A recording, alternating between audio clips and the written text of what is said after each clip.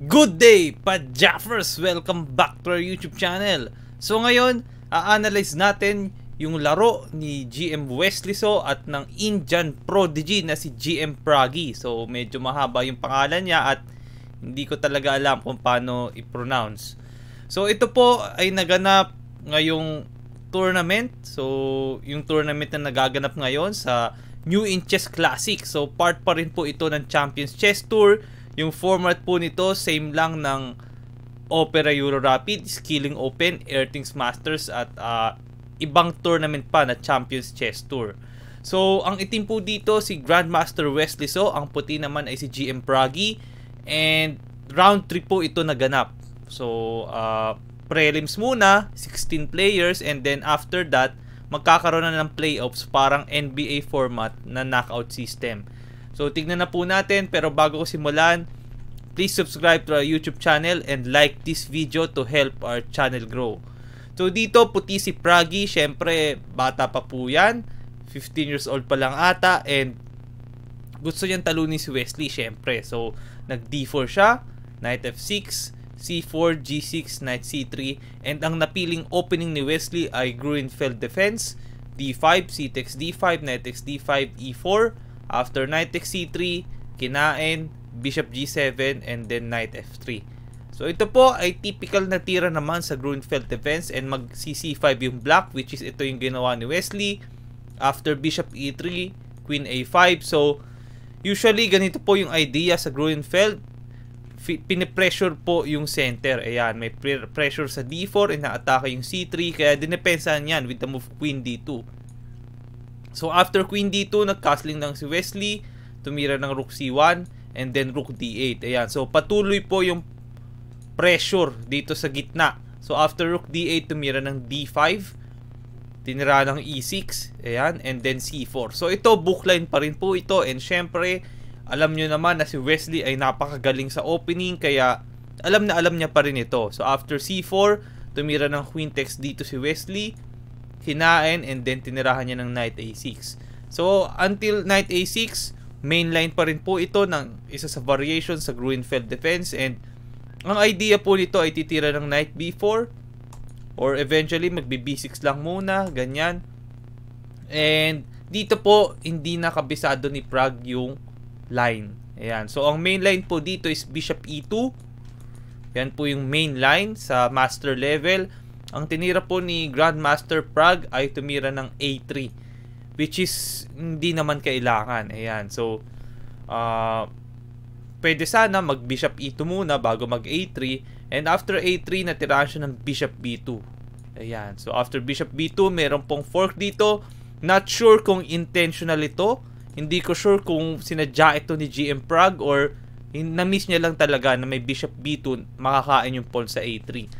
So after Bishop B2, Rook B1, Bishop takes A3, pawn up na kaagad si Wesley dito, pero hindi ganun ka-clear kasi malakas yung center dito ni Prag. Meron po siyang protected pass pawn, and very accurate yung tira niya dito, parang engine move na H4. Ayan, ito pong H4 na tira, aatake kaagad dito, and after F6, ang best move po sana ay H5.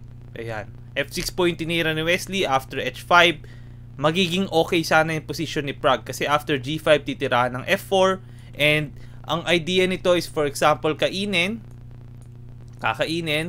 and then let's say tumira ng E5, merong Bishop H6, and ang idea po nito is titira ng let's say Rook B3 and Rook G3 check. Papasok po kaagad dito yung puti, and hindi po ito yung ginawa ni GM Prag. Ang ginawa niya is nag-Bishop E2 lang. So kung tinuloy niya yung atake niya, magiging okay sana.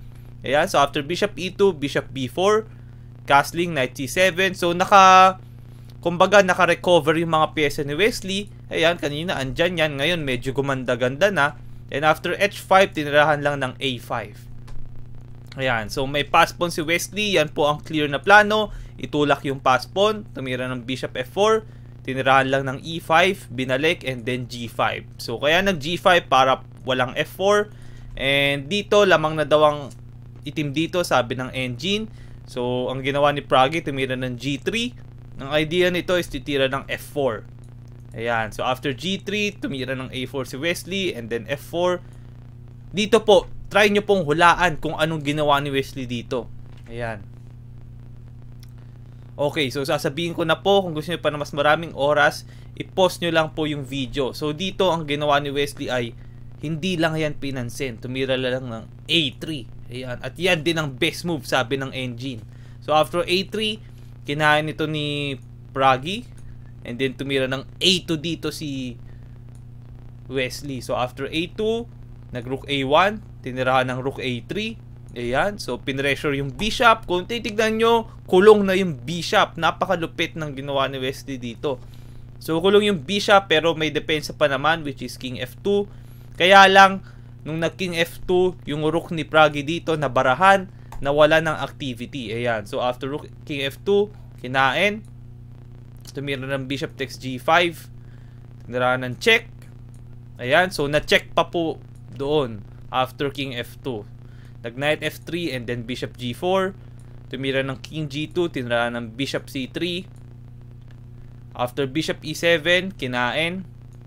Ayan, so medyo gumulo ng onte, kaya lang meron na ditong pass pawn si Wesley at ang kasabihan, a pawn on the 7th rank is like a queen na. Ayan, yun ang kasabihan ng mga lumang chess masters. Kasi daw, pag yung pawn nasa 7th rank na, kailangan ng bantayan. Anytime, pwedeng maging queen yan. So, after bishop F3, kinain. Kinain to. Kinain din yung rook. Tumira lang ng bishop D4. And after bishop G4, naka-queen na po dito si Wesley. At dahil dyan, lalamang na ng isang rook. So, kinain. Tumira ng D6. So, may panggulo pa dito si Grandmaster Pragi. Ayan, dadama pa to. So dito, chumek muna. After king H3, tinira ng bishop G1. So ang idea nito is mamatihin. Kaya napersang gumalaw yung bishop.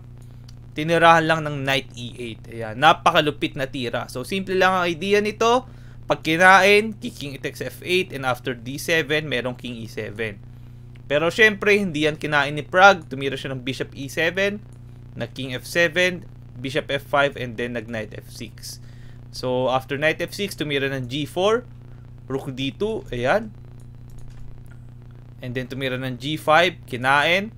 Nag-bishop takes H7. Knight F4 check. So, dito, lamang na ng isang rook si Wesley. Kaya after king G4, nag-knight G6. Nawala na ng panggulo dito si Prag. Tumira ng bishop F6. Kinain. Na king F5. Nag-knight E7.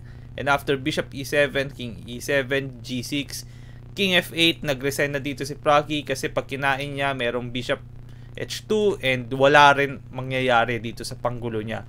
Eventually, makakain tong pawn, makakadama to, and ito naman, hindi makatulak kasi magiging G7 lang. At dahil dyan, nag-resign na siya. At dito ay hindi nanalo si GM Prag kay Wesley. Ayan, hindi po nakatabla. Inubos ni Grandmaster Wesley. So, sa tingin nyo ba, in the future, magiging world challenger ba si Grandmaster Prag? Or hindi siya mananalo sa mga kaedad niya? At dun sa mga players na mas matanda sa kanya ng onte, like si Firuza or si Duda. Ayan, so comment down below. Sa tingin nyo ba, magiging world champion si Grandmaster Prag? Or hindi? Ayan, so, talented na bata, kaya lang syempre, ibang level ni Grandmaster Wesley. So hanggang dyan po muna tayo. Hopefully, nag-enjoy po kayo kahit papano. Kung nag-enjoy kayo, like this video and don't forget to subscribe to our YouTube channel. Maraming salamat po, mga pa-Jaffers!